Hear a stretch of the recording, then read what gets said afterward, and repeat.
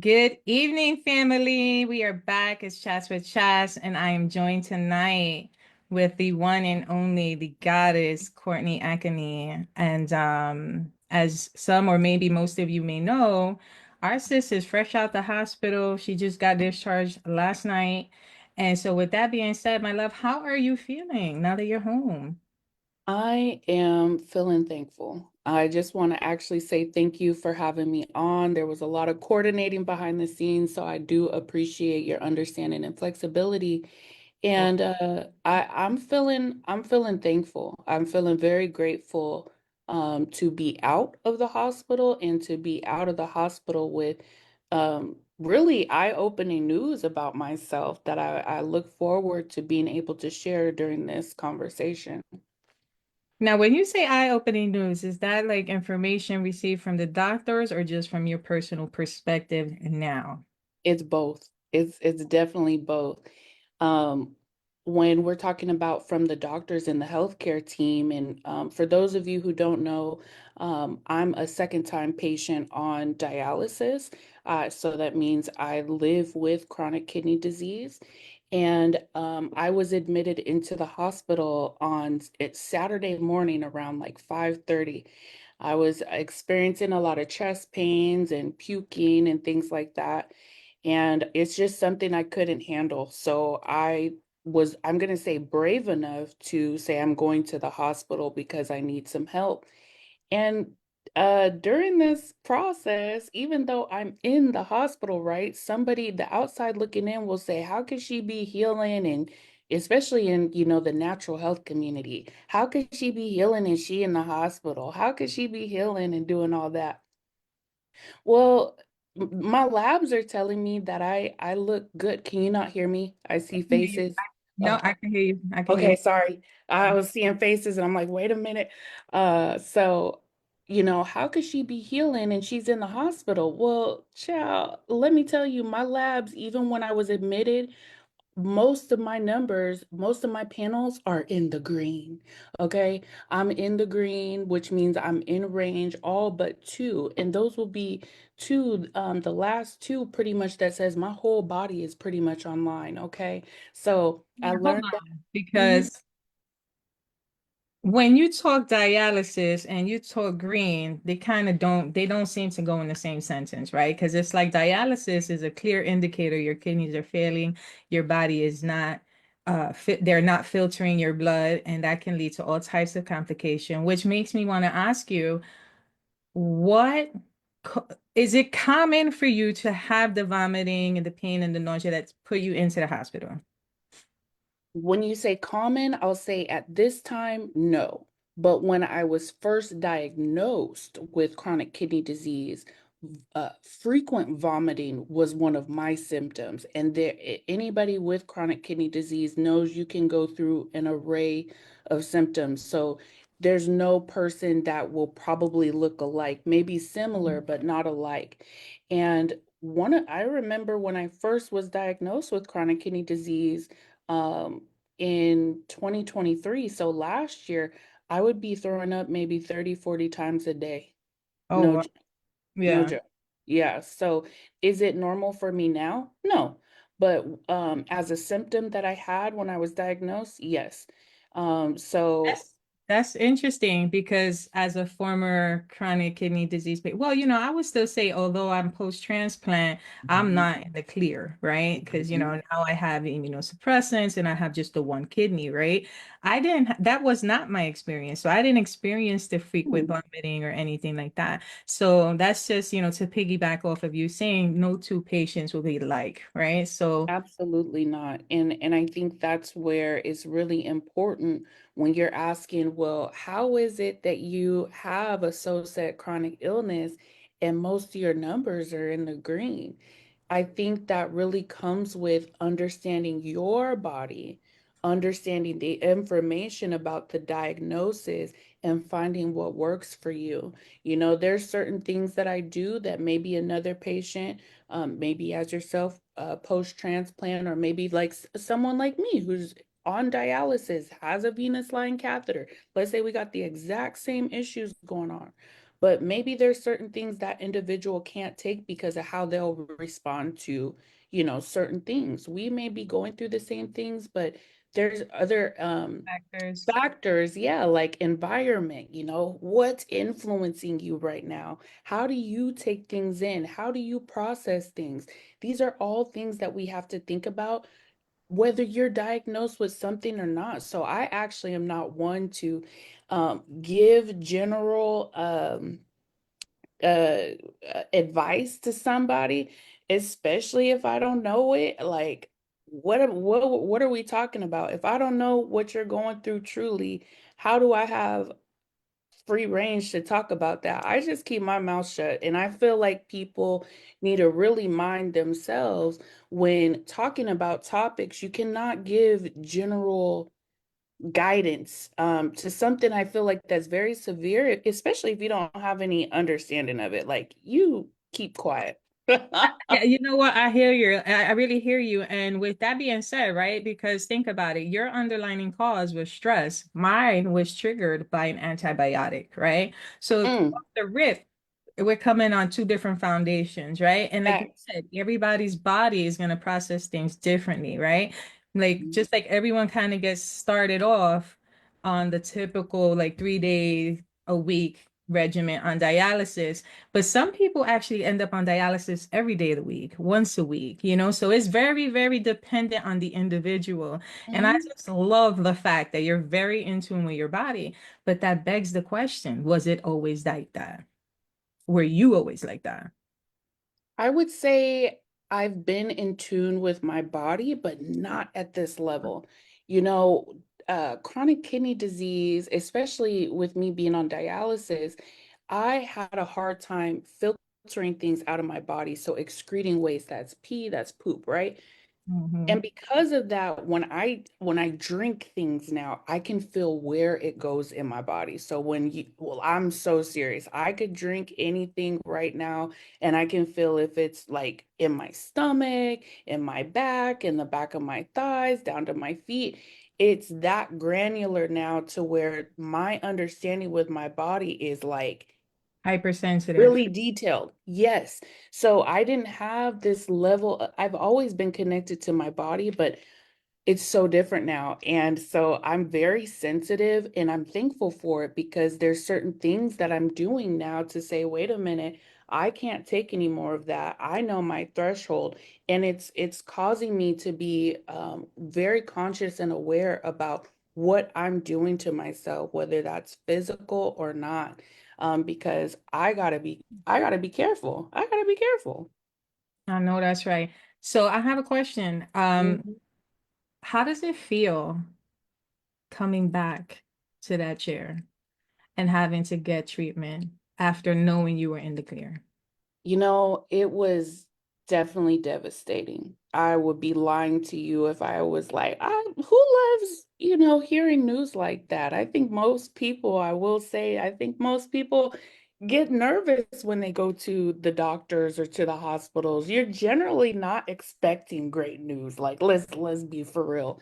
And so I was devastated when I got the news because it's like I had healed from chronic kidney disease, my blood pressure and everything was in range. I got off dialysis naturally. I knew all the things, but I went back to all the things that stressed me. I went back to all the things that it's like I didn't learn the lesson. Let's call a spade a spade. I know. I didn't learn the lesson to keep me out of the chair. I knew all the information, I had access to all the tools, and it What wasn't is enough. that lesson, sis, that you ignored that life said, okay, let's put you back and repeat?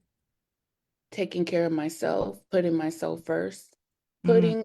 putting, I think one of the things that I still struggle with it. I'm not going to sit here and lie, but I'm definitely better at it. Is saying, I got to put me first. I got to put me first, Lucius. I got to put me first. I'm serious though, because I think as people, especially given again, what are our influences in our environment? I'm the eldest daughter, and I don't know about you, but I feel like us girls who are the firstborn, we be having to put things on our back, okay? Put things on our shoulders.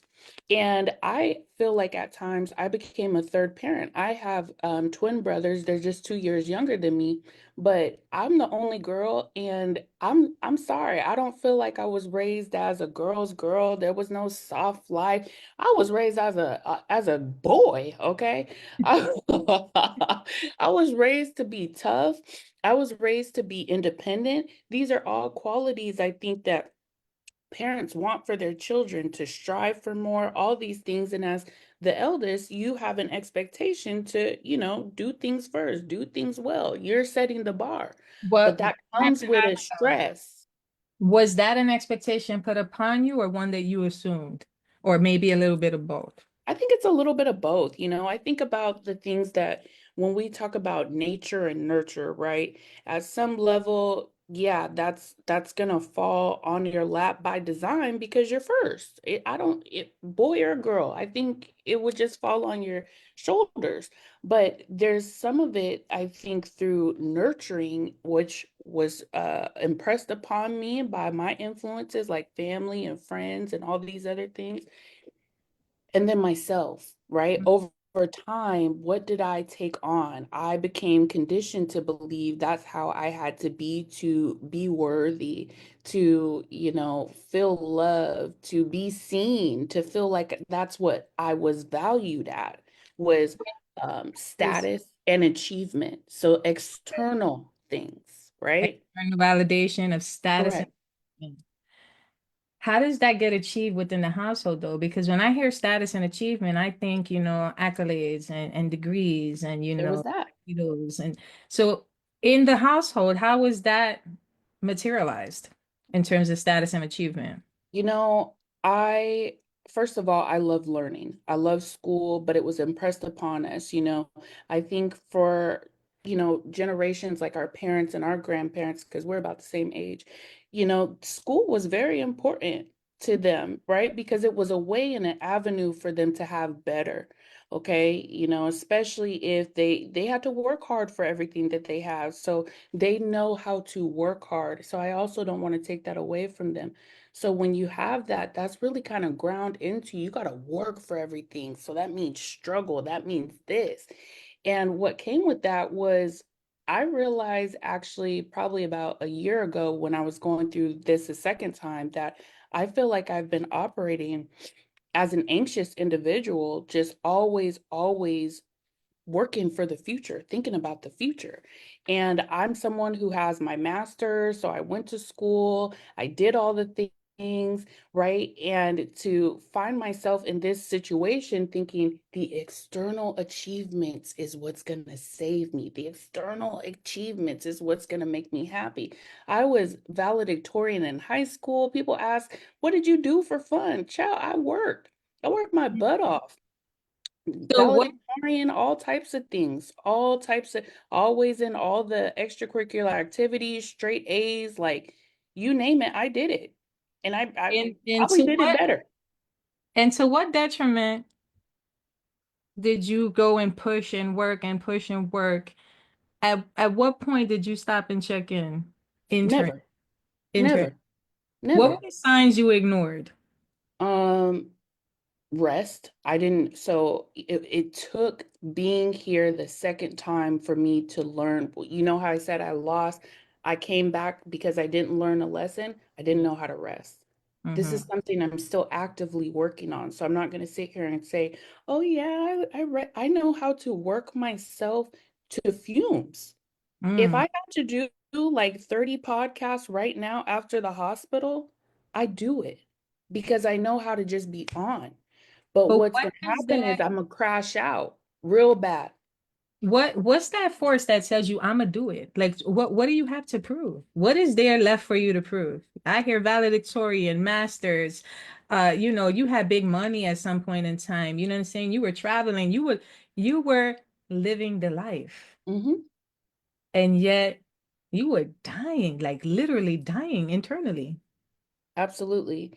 It's such a, I will say at one point, it was definitely a hard pill to swallow that I'm still that girl, but the thought process then, okay, I'm still that girl. Okay. That I know that's right. the thought process is, I was that girl and I lost everything, but I did all the right things. Oof, How how girl, you know what I mean? But these are you things hit in that my are heart with that because I, unlike you, I was not educated in the sense of, I could heal naturally. So to me, it was dialysis or transplant, right? And things went really fast for me, where I got Mhm, the transplant within the year, right? And so I was mhm. like, "Ooh, new lease on life. I got this, right?" And I did everything I was supposed to, except for live for myself, right? So I lived for the achievements and the, aspirations of my mother. For the outside looking in, I had it all together. You know what I'm saying? Oh, she's got the house and they travel, their baby girl. It was like the American dream. Yep. But to what detriment? Because internally, I was not checking in and I was not living for this discovery of myself. Hmm. Though, our achievements may have been slightly different, you know what I'm saying? Our motivations, though, however, we're still sort of the same. Like we're living to satisfy everyone but ourselves. Even if to some degree we still felt satisfied in our achievements, we were both ignoring the internal cry. Correct. But this is why I talk about having the right information. I don't Mm, know about you, but I come from, my father is Nigerian. mhm. He didn't come from no gentle parenting. My mom, she from the South, and they're older. My parents are older. There was none of that. There was no soft life. They worked hard and again, hard, right? We know what getting our butt whooped looks like. We Mm, know because that's what they can only teach us what they know. And I right. used to really beat my parents up for that. I used to really beat my elders up for that, but they didn't know better. That's what they knew. So when you're talking about external validation, yeah, I want to make my parents happy. Yeah, I want to satisfy my parents. At some level, we're all social creatures and we want to be accepted. So this idea of us ignoring and rejecting ourselves, well, if that's the information I have, right? If that's what I've been programmed with, how would I know any different? It It's took me, not to some level, sis. We are social creatures to the core, which is correct. solitary confinement is a cruel and unnecessary punishment, right? So we thrive in community. Hmm. Community teaches us to value our elders and to pursue the lessons that they learned. And then we don't stop to question that. You know what I mean? And we just succumb to this reality of like, oh, it's hereditary. I'm just meant to go down this path, right? Until you got Hmm. educated and you discovered, no, not me, not today, not now. It ends here. And it's so crazy because the outside looking in, as we're talking about, right? As I'm saying, I went from that girl, lost everything, right? When though the external validation, let me tell you this, I will probably always tell you guys this. I had the title, I had the money, I had the relationship, I had access to whatever I wanted, travel, anything. But when I lost it all, it meant nothing.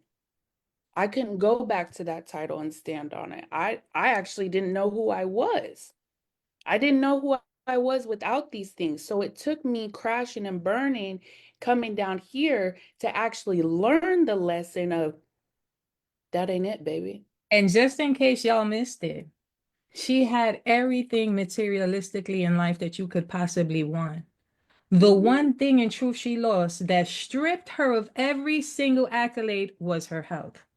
The So I intangible. say that to say this. Those of y'all who sit here to this day and say, I have to go to work, I have to go to work, and you sacrifice your every fiber of being for that job, whether you be your own boss or not, don't nothing come above your health. No, And we no. learned that the very hard way. Yes. And it took me having my body give out a second time, but worse. Hmm. Okay. Because now, the first time I was on dialysis, it was an emergency. It was like 2 weeks. Hmm. Boom, bounce back, body, bam, back online. I've been on dialysis now for over a year. How does that affect you mentally? it doesn't anymore in the sense like I've accepted it. I've accepted my fate. And I say fate because I called this on myself by going back to the things that broke me, but I didn't have the same wisdom that I have now. I don't have the same tools in that help me in here to handle a hard time or a challenge. I didn't have those things. What are these tools you refer to when you tap on your chest and your Faith, heart? faith, Faith. gratitude, you Mm. know, faith and gratitude. I didn't understand how important time was, right? I told you I could buy whatever I wanted. You can't That's buy your health. Some say you can, but until you in that tax bracket, I don't want to hear it. Uh I don't want to hear it. But you really can't buy your time. And you can't buy your health. You can't buy things like love. These are the things in life that are truly free, oh, but some you got to know it.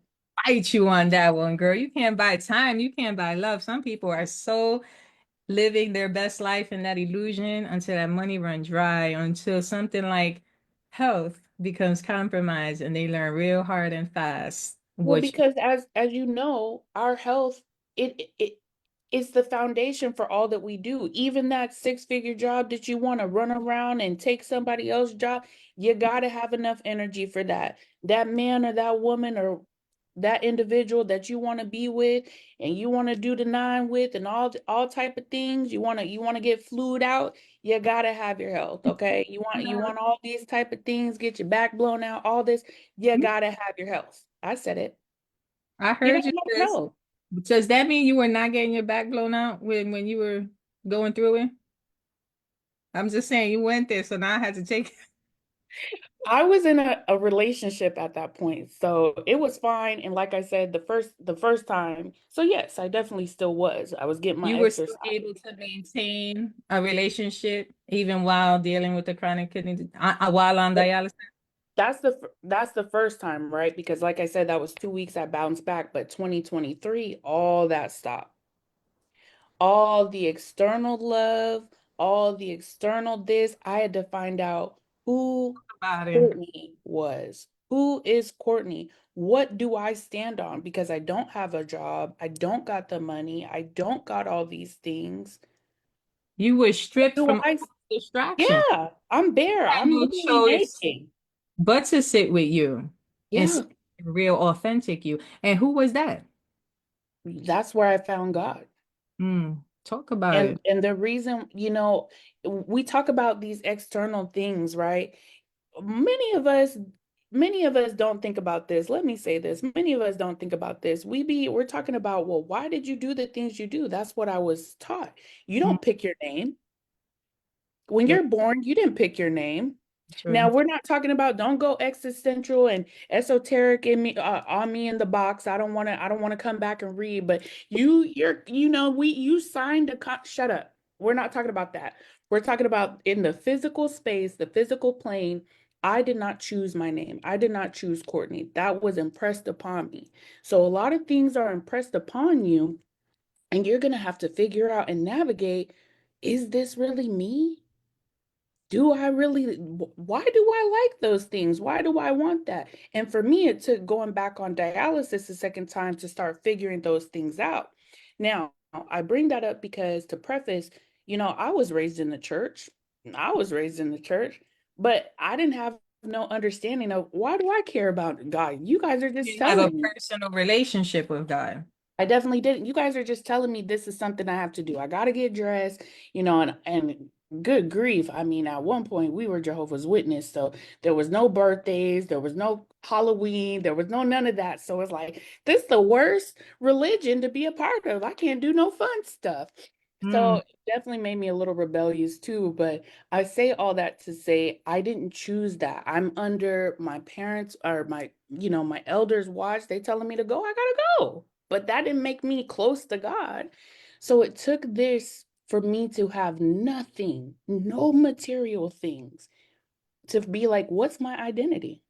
hmm The things that I'm learning from my parents, I don't agree with all those things all the way. hmm The things that I learned from my friends and stuff like that, I don't agree with those things all the way. What did you discover that you did agree with? And how difficult, if at all, was it for you to claim and then own that?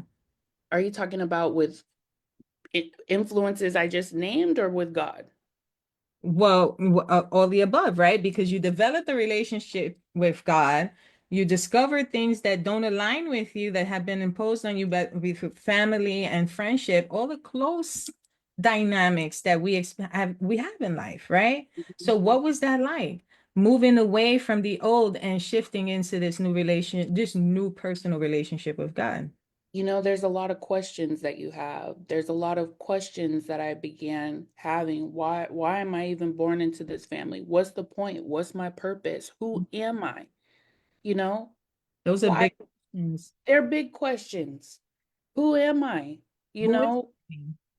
and what I'm finding truly, what you've been asking questions about our gifts and our superpowers, and you know what I'm finding that God gave me? A big heart, Mm-hmm. gave me resilience, gave me strength, superhuman. I feel like superhuman strength, and this is God dwelling in me. Mm. And I say that because a lot of people say you're not what you look like, you're not like look like what you've been Your through. body, you're not your thoughts, right? You're what are you? I think like many of us, we're when you ask what am I, I'm everything. And And nothing time this is why I say I'm at everything. the same time. What'd you say? I said I am everything and no thing at the same time, right? Correct. Not that you're nothing of value, but that in truth, But this. you extend much further than the physical. And that's what I was gonna say. I was gonna say that's why I said I'm everything, just like God is omnipresent, omni this, omni everything, just everything. I am all these things, I do have a dark side, and those things would be considered all the bad stuff. But it's the bad stuff that also helped me to appreciate this life. When I talk What about when you bad, I'm talking say about that, think about it. Think about what this. are the bad stuffs in you that you would be referring to? What would you consider the bad in you that helps So, appreciate so the if I were to put down a T chart, I don't think I want to be sitting with chronic kidney disease, right? I don't want to be sitting with chronic kidney disease. I don't want to be sitting with the people that I've hurt over the years, Mm. consciously or unconsciously, right? You're gonna go through a period of time where you don't know aspects of yourself. Why? Because it influences. You are pretty much programmed with stuff, and there's going to come a time, hopefully, where you kind of wake up and say, wait a minute, I'm operating a certain way, I'm operating a certain way, and I don't know if I like it. I don't know if I've been conscious of it. Can I change it? Would And you say that you're conscious now after yes, facing CKD? Like you were making things happen. You were, like you said, that girl, right? yeah, Now you that powerhouse. correct, You that goddess. correct. Thank you. Yes, because you come now from a space of consciousness and Yes, awareness that you didn't have the no, first time going around. no, Do you feel a difference in the way you show up in this battle now against CKD than before yes. that was not there? Yes, and it's the awareness. Part of it is from the first time, and it's even from my experiences. I've always been a truth seeker. I've always been someone that's been like asking big questions, asking big hard questions. Anybody who knows me be like, "Ooh, Courtney be a little extra. She can never just kind of be quiet. I'll never shut up. I ain't never gonna shut up. Ever. I've just always been a person that I challenge the status quo. Mm-hmm. And the reason why I say that terminology, because even look at me now. I'm a girl who is going up against the norm. It is not normal for you to ask questions of authority figures. It is not normal for you to come in with a certain awareness and be able to talk that talk with these people. And when I say these people, I look like the rebel and actually the bad person to these doctors, to these dialysis teams, to these systems, because I'm not just sitting The, here saying yes. the hard You patient. tell me, right? Because these are the same things that I'm telling you about. We are told what to accept and all these type of things. And I'm like, I don't have to do that. I'm going to ask the question so I can get information so I can make better decisions. When you And say ask the questions to make better decisions, can you give us a like, I don't know, a couple of questions that are imperative to ask when you find yourself in that hot seat against the doctors, against the system? I think one of the questions that many people, this is universally for health, okay? Let's just start there. I think people just, they're just nervous about asking questions. And I think when you have been disproportionately pushed out of systems like Black and brown communities, poor communities, I'm even going to add them, you were not intended for these spaces. So it makes sense why the doctors uh, dismiss you when you come in and say, hey, something's going on with me. They're not even paying attention to you anyway. They don't care, is what I feel. And because the system is so big and set up a certain way, you also may not be able to get that personalized connection with the staff member because they're going through so many patients anyway. So I feel like it's two-sided. Mhm. So it can be intimidating for a patient to come into a space like that may not feel patient-centric. Excuse me. And so for me, I I think a universal question that you should be asking, and I get it that you may feel like you're under pressure and have to answer something, especially an emergency situation. I was just in the hospital, so I get it. Um, you feel like you have to answer right away, you need to ask them, what is my alternative? If they tell you that you have to take this medicine, what's my alternative? I love That's it. Simple you and need short. to ask that. That's a big question, and I have a bank of questions that depending on the situation that I have charted for myself and kept, because these are questions that we all need to be asking. Why are we accept again? I challenge the status quo. You're telling me this is all I have. Why is that?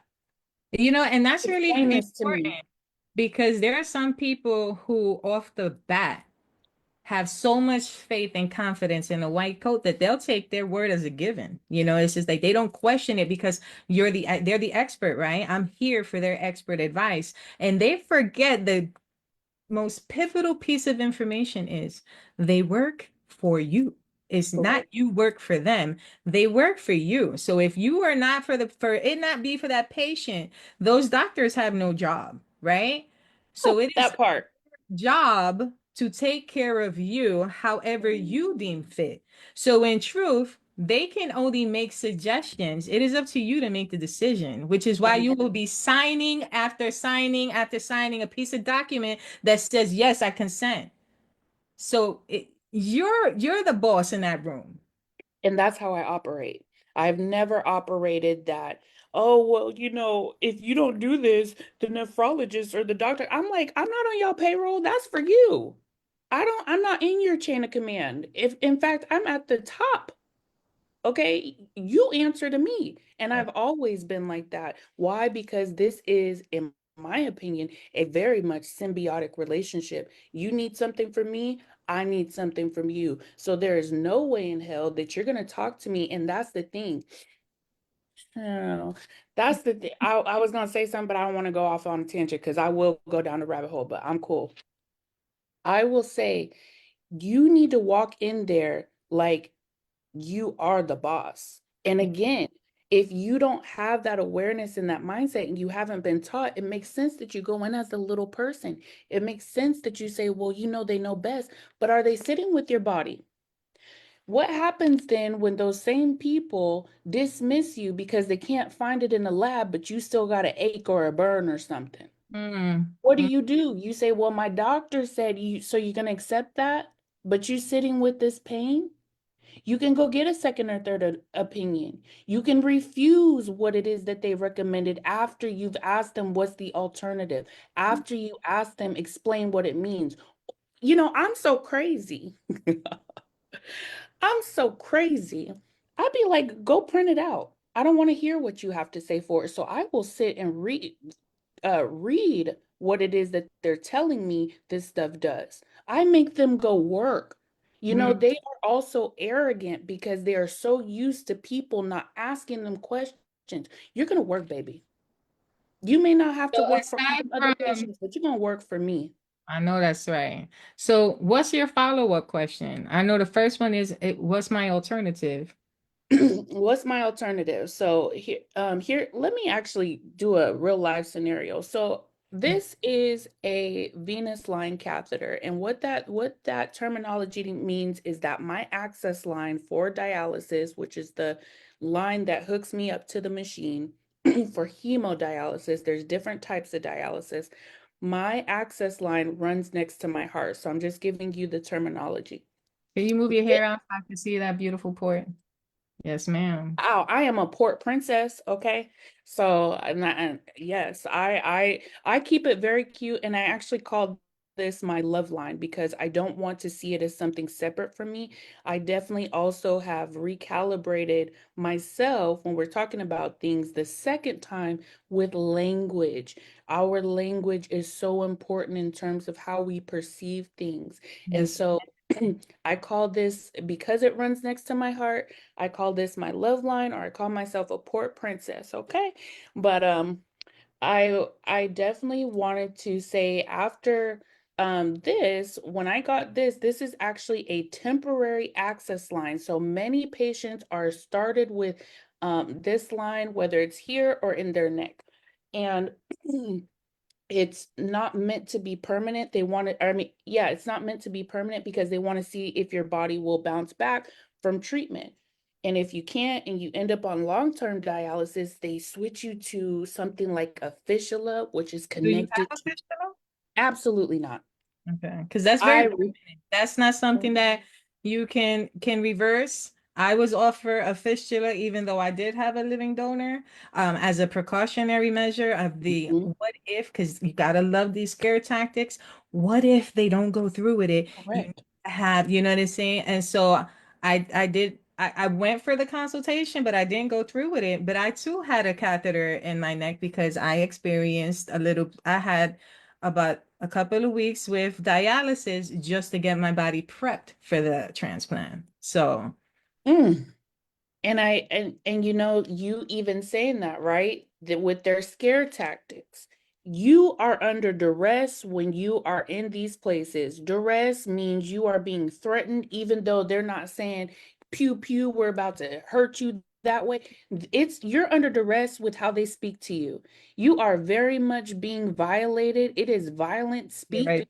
It is violent language, how they come in you. And not Yeah. only is it just one person, you're getting assaulted by many different people at a time. So Mm, your mental, that's why when people ask me, what's your first step? You got to get your mindset right. You think it's easy for me to go into a place being really assaulted? And I'm not even talking about physically when they start poking you and prodding you with all these things. It's mental first. They wear you down mentally. And it's not just one person. They come in, a lot of them at the time, telling you how wrong you are for this. So then you feel bad about asking questions. You just want to get it over with so you consent, even though you don't want to, you consent to what they tell you because you really want to get it over with, not me.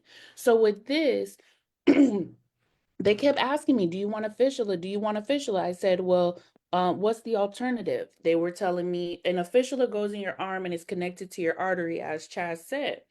And so that's very permanent. You can't take something out that's connected to an artery, like that's crazy.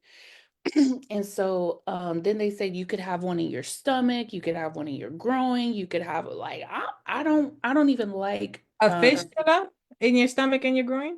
it's Because I not know a the stomach fistula, but one. it's a different access line. Let me say Yes. thank you for Yes. correcting me. It's a different access line because, like I said, there's different types of dialysis. I do hemodialysis. With a fistula, you can do hemodialysis. You have what's called peritoneal dialysis, which is an access line through your stomach. And they have one in the groin, but because I don't know what type of line that is, I'm not even going to attempt. But there's different type of access lines for different type of dialysis. And so when I started asking them all these different questions, I'm doing like checking a box off, like, no, that ain't it, that ain't it, that ain't it. And then I'm asking them, well, what are the side effects? Can you tell me the side effects? So you need to be asking, what's the alternative? If they come in and tell you, you got to have you got to take this out. Okay, what are my alternatives? Now they're telling me about these different access lines. I'm giving you all a real life example, so I hope you're paying attention. And so um they're telling me different access lines. Okay, what are the side effects? You should be asking these things universally because it shouldn't be that you get home to figure out what the side effects are. And sometimes the side effects that they list may just be off the top of their brain. They may not even be listing all the things that it comes with. And again, as me and Chaz talked about, depending on what it is, how you respond just because it's not listed as a side effect doesn't mean something different can't happen. So Right. you want to have a certain awareness about these things. So those I would say are like the general questions that I have, and it definitely gets deeper after that. But I think everybody needs to be asking. It doesn't matter if you have chronic kidney disease or not, or on dialysis or not. You need to be asking, what's my alternative? You need to be asking, what are the side effects? And shoot, this stuff be pricey, so you also need to be asking what are the costs and can somebody help alleviate that for me? Is There's it often covered? yeah, not even covered. I'm not even talking about if you have insurance. There are actually programs within these spaces that can actually help you pay for things if you meet certain eligibility requirements. So if I don't have to pay out of my pocket, yeah, I'm still going to use everything that I have even in this position, and I will not pay. Oh, that's right. But I'm that's gonna really helpful information, like you said, because that's not limited to just your specific condition, but for any chronic condition or really any condition that lands you in the ER where you may need correct. to now have some type of emergency surgery or something like that, because some doctors are really quick to fill out a script or cut you up. And let me You know say, why?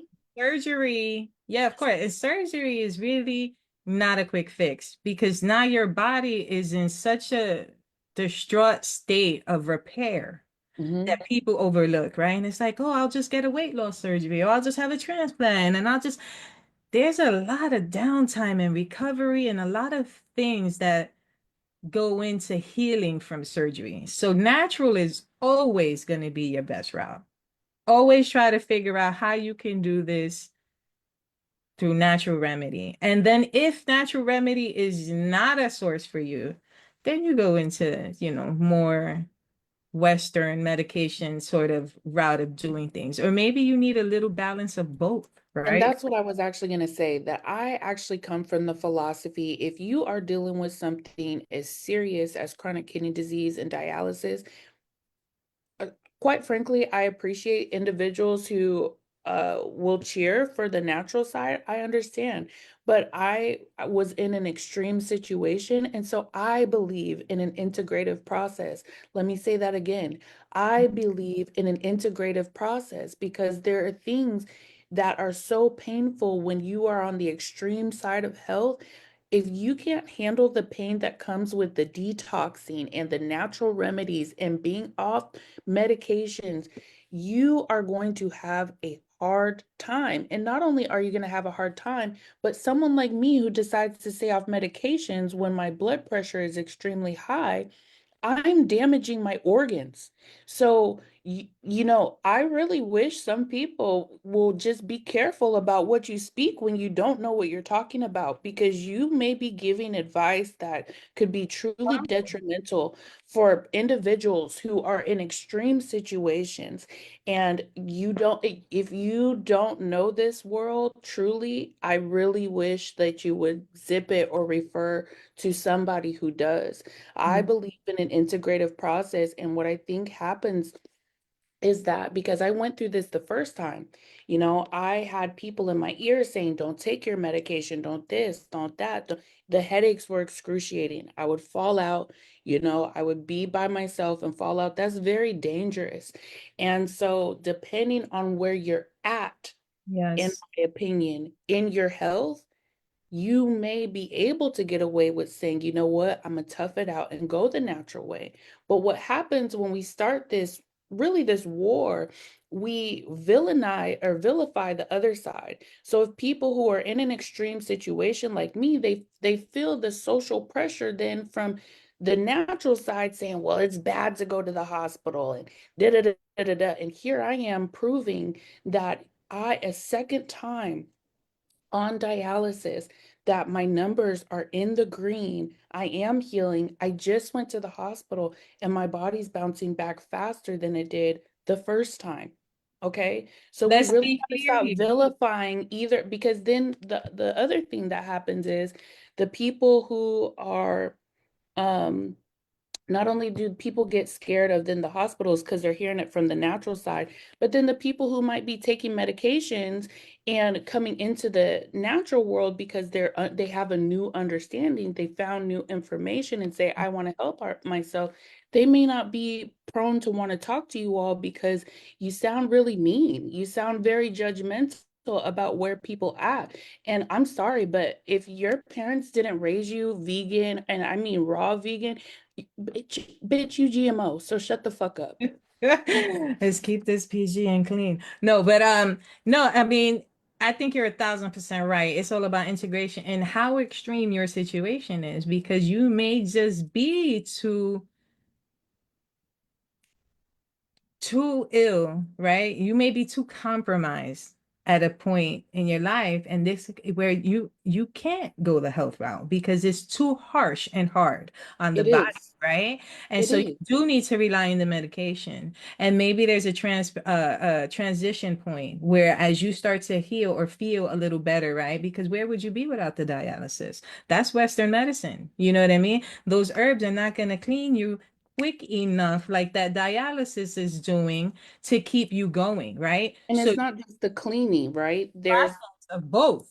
You got exactly. herbs supporting. And so with both of these two measures, like you just said, you are progressing faster. You're Oh, rebounding yeah. faster, right? Yeah. And so then there will come a point yet again where you have truly learned your lesson of self-care and stepping into this new Courtney, not that old version of Courtney, where you will no longer have to rely on either one. Or maybe you keep a maintenance program and you decide what that looks like for your body. And I think ultimately that's all I'm getting at is we really rely on a lot of influences to tell us what is true. But the only voice that's going to matter is yours. Say that I again. don't care if somebody has done this, this, and this. You don't live in my body to tell me what's true and what's not. And there's such a disconnect, I think, with many people, chronic illness or not. We all have some kind of disconnect. And I feel like that's what we're truly seeking and searching for. How can we be in harmony with ourselves, with others, with life, with understanding what this is so we can give meaning to it, so we can feel good, right?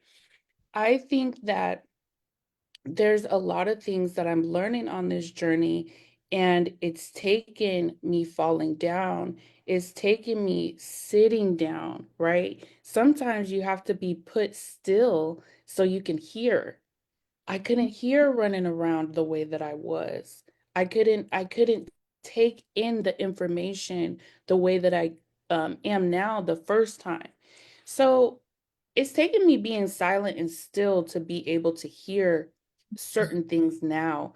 And I definitely, when you talk about self-care looks so different for me. I love getting my makeup done. I love getting my hair done. I love a nice outfit.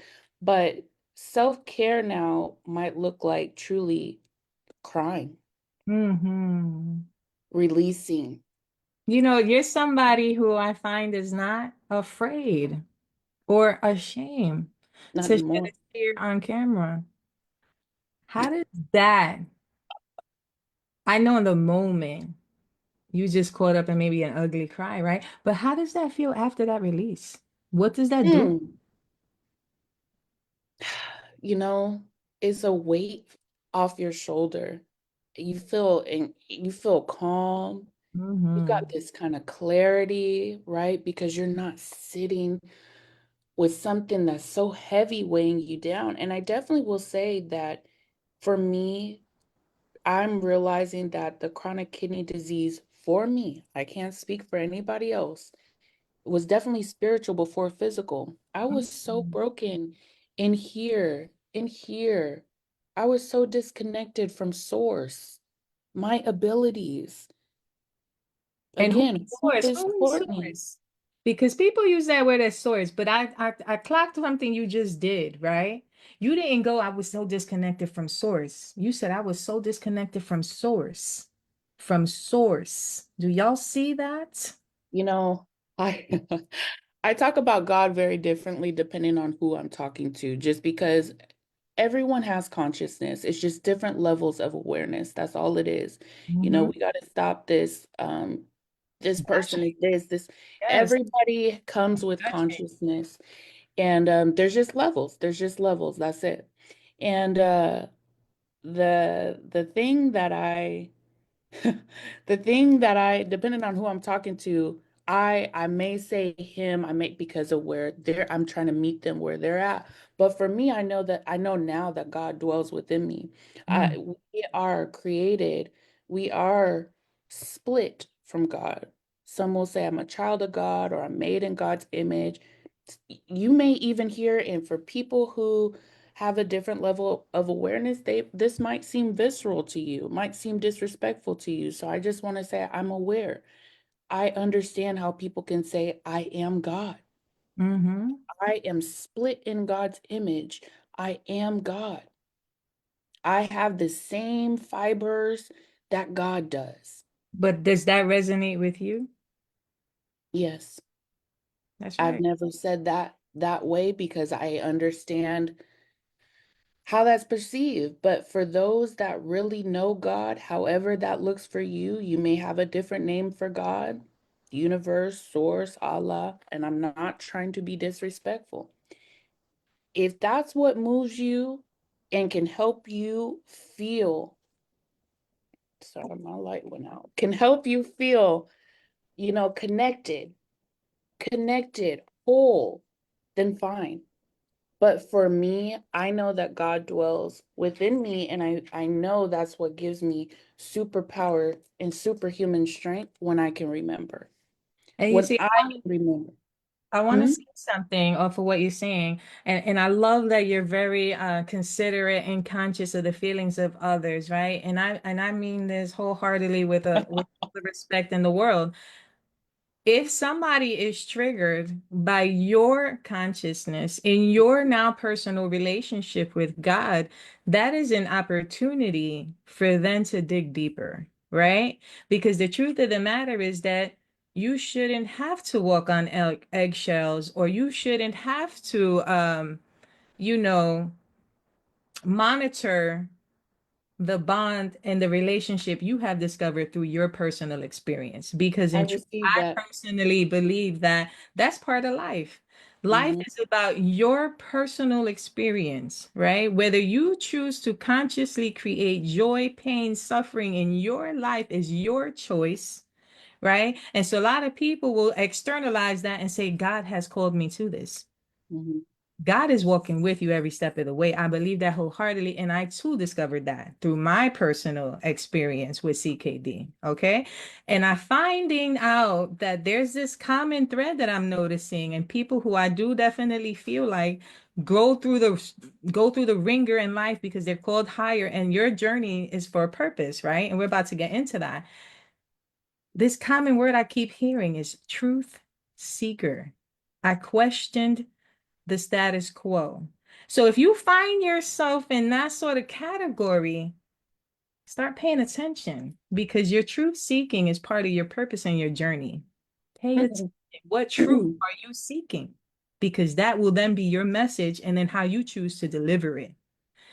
Now, goddess, you have been through the ringer not once but twice.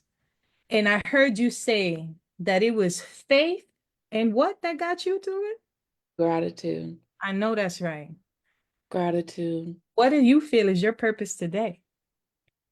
My purpose today, one, is to learn and continue to learn how to live for me, Mm, to live.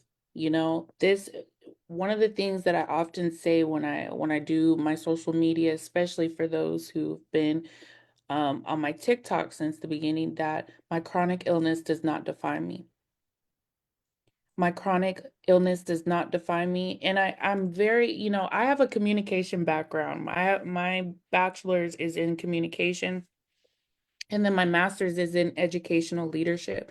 And so language is like very important to me because, like I said, it shapes our perception. And I'm telling you these things because it's part of, I believe, my ministry. We all have a ministry if we can remember. And for me, the other thing that I end up saying is patient on dialysis. I do not call myself a dialysis patient. I mm, am patient centric. The human is first. I love The that. human is first. So you will I mean, I won't say never. I mean, maybe if it's a time constraint thing, I might say dialysis patient, but it's very rare. I say patient on dialysis, patient living with chronic kidney disease, patient facing dialysis. I'm a patient of transplant. I like that. I like that shift. Yes, It's ma'am. you first. Yes, because I it's have my to, I experience, not my identifier. It's not who I am. It's a correct. experience. Yes, I love that. Yes. Correct. And when I started, there's a whole framework that I have created um, to help patients living with chronic kidney disease, living and facing dialysis, to help them start to reframe their mind. One of the things that I told myself in the beginning is I have a kidney injury. Mm-hmm. You see how that might sound different versus I'm on end-stage renal disease, which is the formal terminology that they give you, and it's so drab. Yes. Yeah. You know what? You're so right though. Like not to dismiss your accolades or anything like that, but the truth of the matter is because even for those who feel like, well, I don't have an education degree, I don't have a master's, it's not, that's not the message. The message is that there is power in your words, and not only do your powerful words create your perception, they create your reality, right?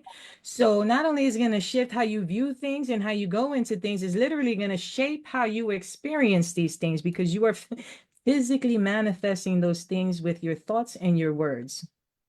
And So that's why I just be said, mindful of what you say, not only what you say, but what you think, because before it comes out of your mouth, it's up here. Before any change happens, you decide up here. So this is why you have to be extremely conscious and mindful of how you're thinking, how you're talking, because that is going to shape how you move and show up. exactly. And it wasn't always this way. I didn't have these tools in 2021, but because I had a different support system, the now ex-boyfriend, I will all forever be grateful for him. I will forever be grateful for the healing community that gave me the information about anatomy and physiology so that I could have the language to go toe to toe with these healthcare teams and be equipped. I will forever be grateful for them.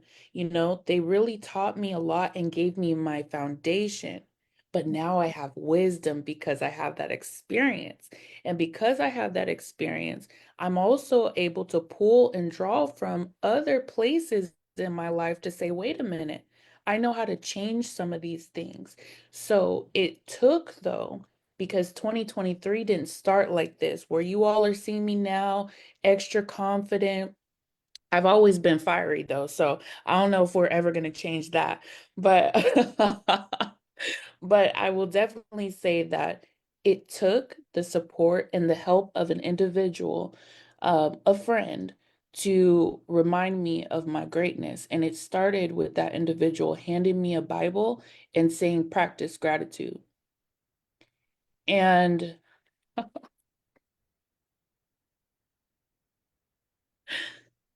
when I tell you to know love in a way where you have nothing, I had nothing to give this individual.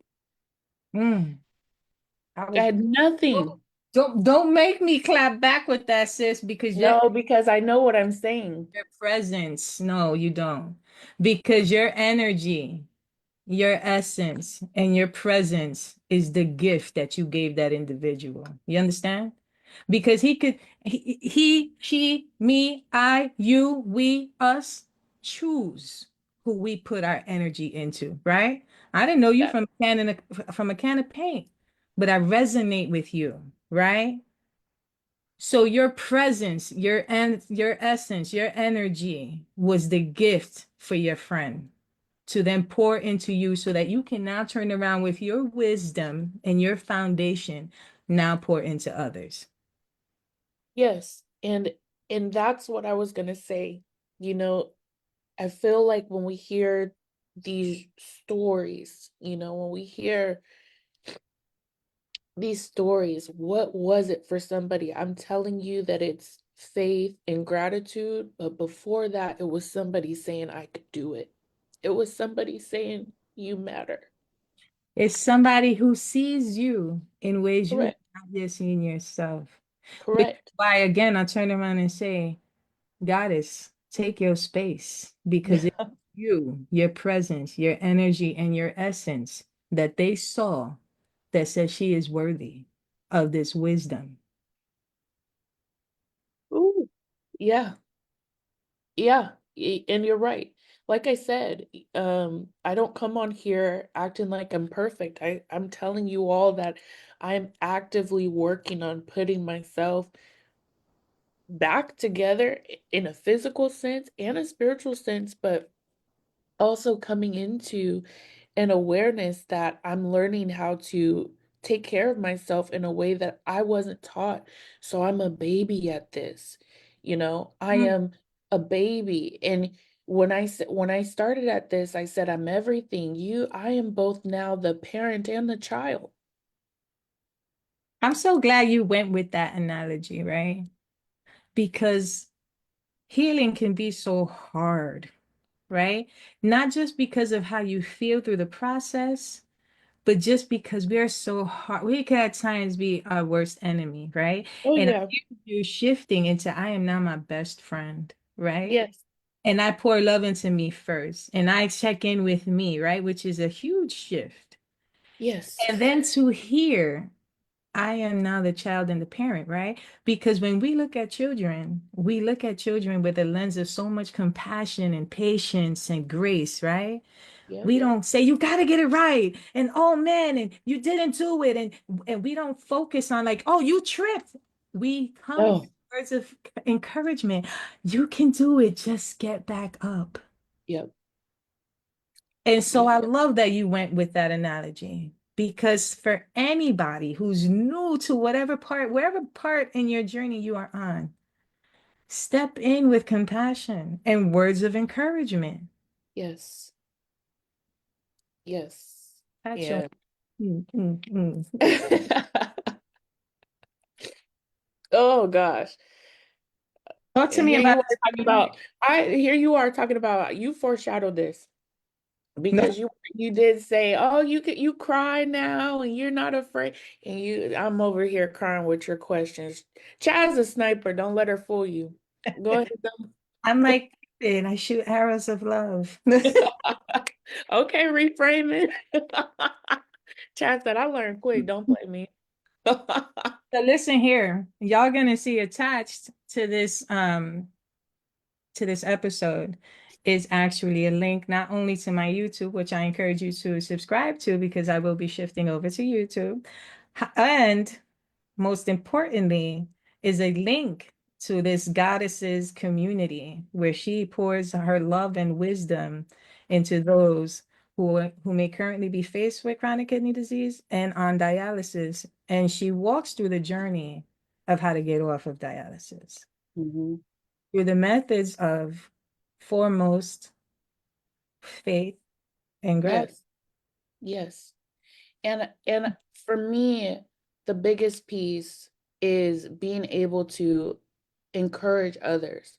I want to be a bridge for you. I want to help empower you, but ultimately I want to give you hope because Yes. this, like I said before, especially the second time, I felt helpless. I felt hopeless. I told you I had all of this information and the access to the resources, but something was still missing. Mm. I didn't feel like I was loved and worthy enough knowing that I'm back here a second time. I was not living last year for a period of time. I was in my room, I was crying, I was depressed, and it was until this individual came by with a Bible and gratitude, it changed my life. It reminded me that I'm capable. It reminded me that I have transferable skills from the previous lives that I have. You don't just lose those things, but you might need help, like riding a bike again. You might need some, what are those? Training wheels, right? Before you can do it by yourself. I want to be that for you. I feel like my group is going to be beneficial, not just for patients living with chronic kidney disease and or dialysis, it's going to be beneficial for those who are caretakers, right? Caretakers of patients and want to be able to understand what they're going through, want to be able to be encouraged. Because I also know when you go through a chronic illness of any kind, is difficult. You're going to go through swings. Your body changes, your mind changes. You won't feel like you. So I want to be able to provide tools and resources also for caretakers, but then also for community members so that there might be an opportunity to bridge connections for and resources, right? Tangible resources for patients who are really looking for support, who are really looking for guidance in this space, but it's also going to come with a lot of encouragement. So that's going to be quotes, that's going to be gratitude prompts, and it's also going to be a lot of kidney awareness. I'm still building everything, but I would love to have you there so that we could have a wonderful space together so that we know that we have this support with each other. Okay, now sis, I don't usually do things like this, Oh right? gosh. But but because we live in such a shallow, superficial world, right? And that's just where we are, right? And chronic is not something to be held lightly. And let me No. tell you something. You look absolutely fabulous. But would you please do me the honor and stand up and just give a cute little twirl? Because what I heard you say not even a moment ago, I was not living at some point last year. I was stuck in depression. I was hidden in my room. And now here you are yet again, called to go to battle with that damn chair, right? To go to Mhm. battle with CKD, to rise and claim not only your throne and your power, but to truly remember who you are and stand in your self-love. Will you please give a beautiful twirl for us? Only for you. Give And me I a say that to say this. We often believe that illness must show up and look a certain way, but look at how fly my sis is. Look at this goddess, gorgeous. Just got out the hospital. So for those of you who get so caught up in the physical beauty, that is chronic kidney disease in your face, showing up as a pure, beautiful goddess. So then and you I'm think glad you said that because it doesn't look one way. You exactly. know, healing doesn't look one way, an illness doesn't look one way. And so we really got to stop again the judgment. Yes. Got to stop saying because I was just in the hospital yesterday and I just told y'all that most of my numbers, except for two metrics, are in the green. And we're not even gonna say, well, because they're not in the green, she ain't I'm healing. I am But let's healing. about what they can't see. How do you feel internally? I feel amazing because even if somebody wanted to discredit me right now and say, you know what, she still ain't out of it. This is trash. Good for you. I know my progress. I know the silent battles that I've won. These are, and that's the other thing about the healing. Though there's going to be things that people can't see. There's going to be things that you can't explain. There's going to be things that you can't post. They're not going to make sense for everybody. And they're not for everybody. Some of those downloads are truly for you. You know how many downloads I get now? I don't share all that with you guys. It's not for you. Mm, Maybe when it's time one day, but right now, some of those things aren't for you. So there's going to be a lot of silent battles that you go through. You're going to cry a lot in your room. You're going to revisit a lot of things that you thought you were over.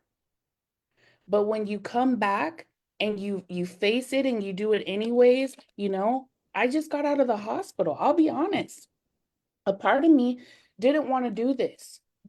Again, a part of me didn't want to do this. Why? Because the perfection side of me, the old side of me will say, well, it's not perfect.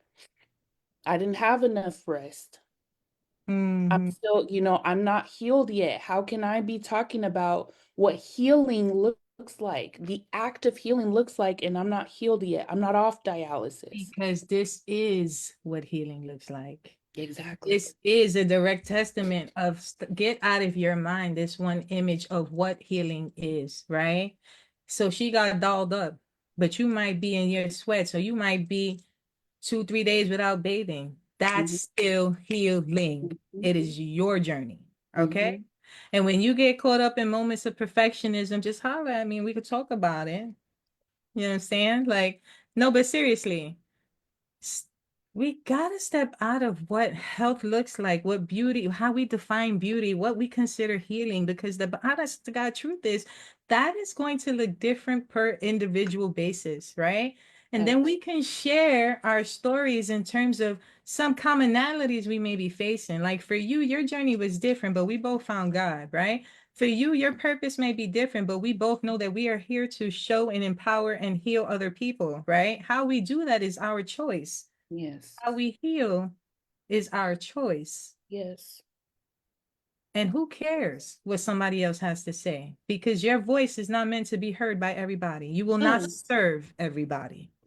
But This, those who rise to the call of your voice, who resonate with that energetic exchange, already value you, already know the power you are and that you have, and you've already been here. So you've faced a battle that most have no idea about.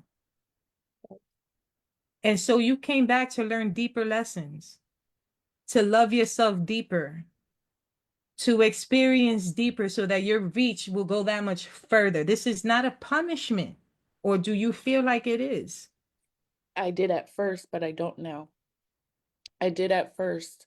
I did. I did because I said, oh my God, I didn't learn these lessons. But the awareness that I have now is so different because I crashed out, right? Because I'm back on dialysis. And not only that, I feel like now I'm able to pull from all of these aspects, my formal education, meaning when I went to school. Then also, even though I'm talking about that, yes, I got my master's, I worked in education, colleges, universities, school districts, great. But something that couldn't teach me, even though that stuff is formal, is the experience. Yes. I can merge my lives. And that's why, again, I'm everything. You're going to have opposing forces. And that's why I said, I think part of my ministry truly is transformation. All I know is change. And I'm embracing it, though. That's the difference. To I me, used to be scared. yes. And you know what? Fear still surfaces. You It just does. counter it differently. You Yes. digest it differently. You Yes. transform and transmute it. You don't allow it to paralyze you. It's not that these emotions will no longer ever surface, it's that they don't see the same person they once saw. You're They don't. not the same person you were. This is not the same experience. These are not the same lessons that you're learning. You know what I mean? Or this is not the knowledge that you had before. This is much deeper than that. Why you gotta cry so pretty? Oh God.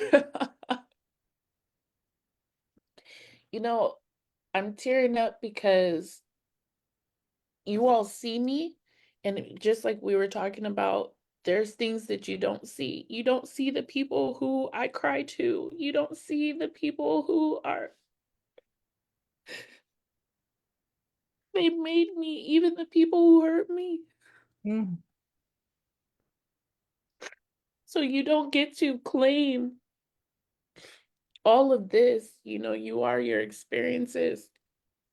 You don't get to just see the pretty side and say, I love that. You don't know the darkness that I go through. I didn't say went through, I still go through stuff. again, people admire strength and don't have the slightest clue the battles fought to No. stand in that strength, right? And so it's like, oh, I admire how you show up in this, but they don't know the rivers you've crossed, the mountains you've climbed, you know what I mean? The hell that you burned through to stand as strong as you stand today. Yes. But And I, that's why I'm crying, because though I'm here, there's so many people who are in my life physically and then that are not in my life because we've parted ways. They are they are who you see. Did that Some of them are who you see right now, whether it's because they did give me something like the Bible, whether it is because they gave me a good word. Maybe they broke my heart, mm, and I still choose to move with compassion. I mm, have discernment now that I didn't have. I used to, there's a lot of things. So you're gonna struggle. You're gonna be scared. You're gonna question things, and it's okay. mm, But the thing for you, as we were talking about, is can you be the parent and the child? Can you bring all of those things together and make something beautiful out of it? Even if for that day showing up might look like crying. Showing mm, up might look like resting. Showing up might look like coloring, dancing.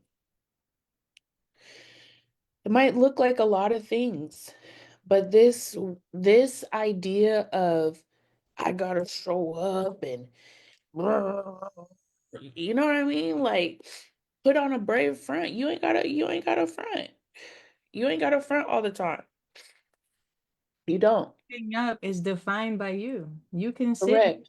community, you can have support, but if you're not your own community and support, right? When I say, what do you mean by community? Because you have a lot of internal dialogue, right? That- You dialogue with your fear, you dialogue with your strength, you dialogue with your persona, you dialogue with your ego, right? But you really want to tap into your higher self, your authentic self, and let that be your guide. So that's that- not an external source. Can't nobody tell you how to show up. They can encourage you, Yep. but how you show up, let that come authentically from you. And if that is like she said, I need to rest today. I need an emotional release. You know what? I want to tap into my inner child and I want to get colorful and messy and color outside the lines. Yeah.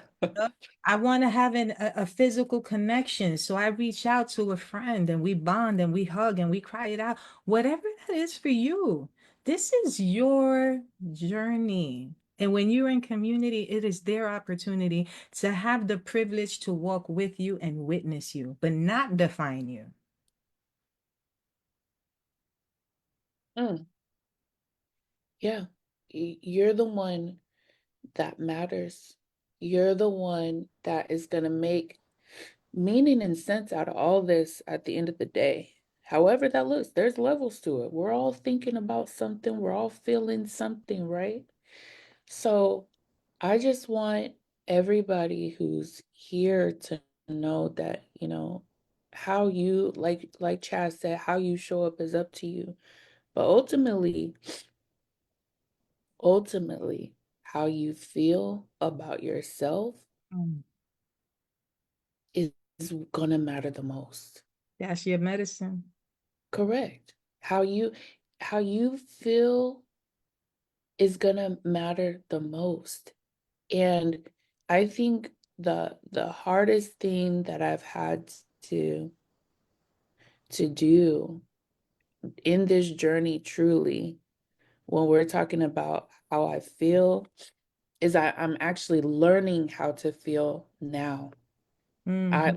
like we talked about cycles of burnout and things like that. I didn't really know this side. Like I told you, I grew up tough. So this is really new. I'm actually not a person, if we're talking about my default, I don't share. But what happened?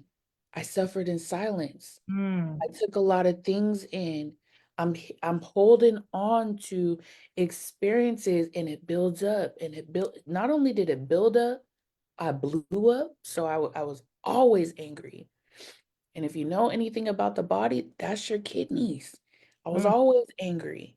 I was always fearful. So I'm holding on to these emotions. I didn't know how to regulate myself. So now I'm burning out, right? All these different things. So if you don't know where to put that, you don't have the tools for that, you're going to have a hard time. And so I'm thankful. I'm thankful. That's why I talk about gratitude. I'm thankful for this experience a second time because I'm gaining tools that really help me to feel better about myself. That's why I can dress up with this Venus line catheter and my love line out and be like, I'm a poor princess. Own Because it. when I started this process the second time, I did not feel good about my body. I did not feel good about myself. I did not feel good about this woman who was going through all this. It made me wish for my previous versions. Hmm. And then something had hit me. Something hit me the second time. I said, wait a minute. All those previous versions of myself, and I'm gonna have to show y'all, who I really was. But I looked at those pictures when I was on dialysis the second time, and I'm like, dang, she was so beautiful. But I pushed her. You got to work out more. You got to eat less. You got to do this. You got to do that. You got to look a certain way, the external.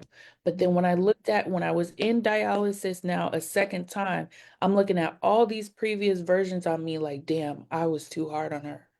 Hmm. I didn't understand her beauty. Hmm. I didn't understand. And we be wondering why we get steamrolled by everybody else because you don't know your value. Girl, talk to the people. You don't know your value. And so now, then when I had that epiphany, I'm going to say this. When I had that epiphany, I said, I can't do this to her. I can't do that to me now. So Woo. that's why I dress up. That's why I wear my catheter out. That's why I still be a girl's girl to myself. I'll do all the things, but now not only am I pretty on the outside, I feel extra pretty on the inside. And that's why my aura is gold. Oh, I love that. I love that. Do you hear the message and the lesson you was meant to learn?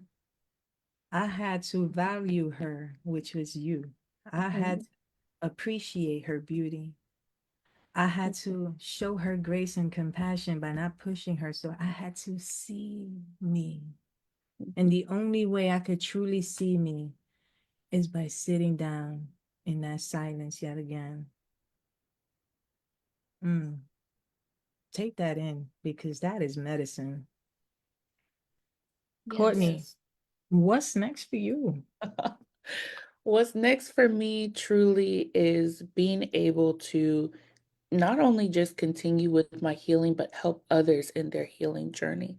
What I love to say is that healing is not linear and it happens in layers. And I want to be beside individuals that are ready to find change within themselves with tools and resources, truly, that will help you with your confidence, will help you with your connection back to yourself. And I think with community, that is definitely possible. I know how hard it is to do it by yourself, but you don't have to. And so I would love to be able in the future to also offer eventually group coaching. Mhm. coaching.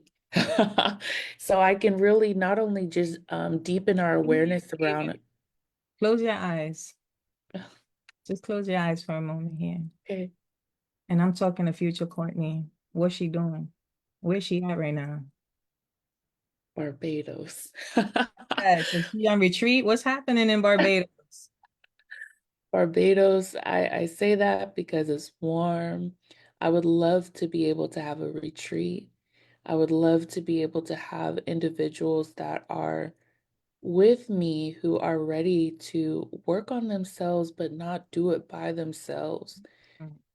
And that really does come with a sense of, before you get there, a sense of bravery and trusting yourself and myself. I want to be able to also bring you there, not only just to have a good time, but also to, like I said, deepen this connection with yourself, but then also introduce you to individuals who I believe will help you on your journey so that you can have extended resources through, this circle and this space that I'm creating, or that I have created since I'm in Barbados. Am I there with you?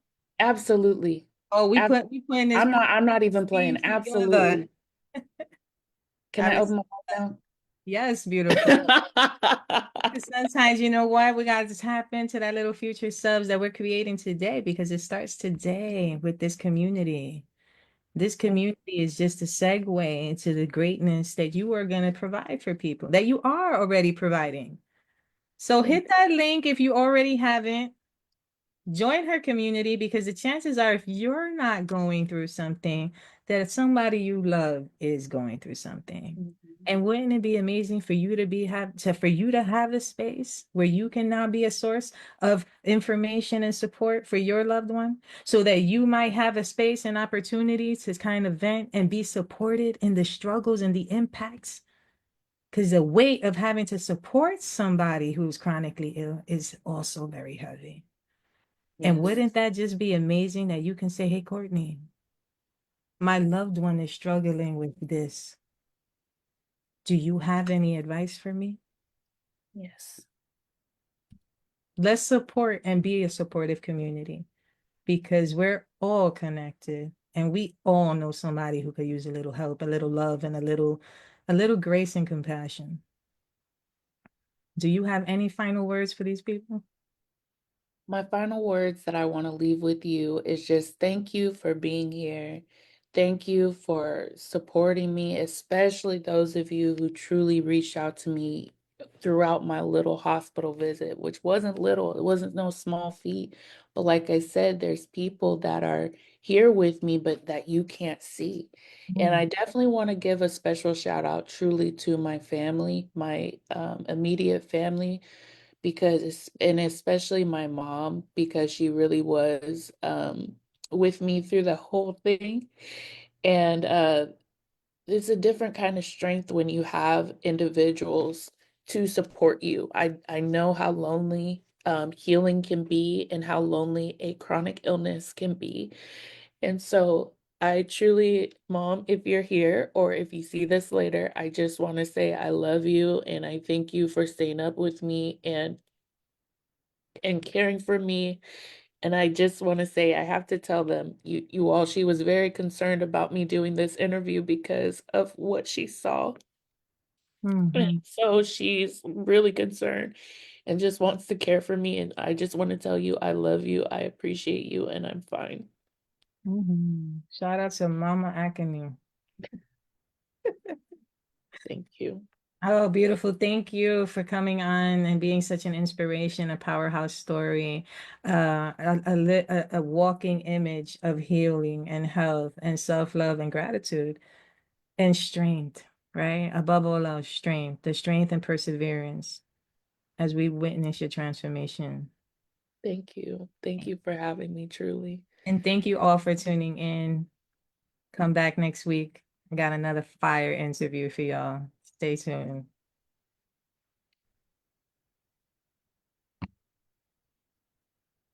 If I could just end this.